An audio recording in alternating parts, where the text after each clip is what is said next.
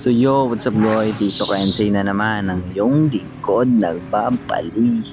So ngayon goy, tamang road trip lang sana tayo dito goy.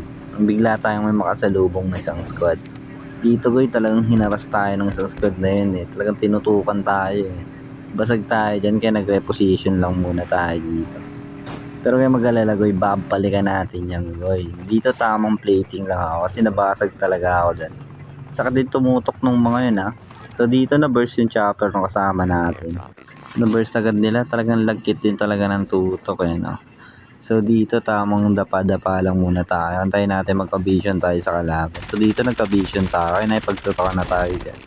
Nung na-down natin, nag-rewind tayo kasi binoga tayo ng kasama niya dyan. Tamang reposition lang ulit. Tamang plating tayo dito. Dito goy, balak ba sanang mag-dog tag ng isa? Kaya tinutukan na natin yan. Hindi na natin hinayaang maka-dog tag pa yan goy. Kaya pinush na natin yan. Shotgun lang natin sa mukha yan. So dito sa kabutihang palad, tumama yung shotgun natin goy. Dito pinush ko na yung isa kasi meron pa ditong naka-SMR. Kaya binigyan ko na rin ng discount pa uwi yan. GG sa inyo mga goy kung sino man kayo.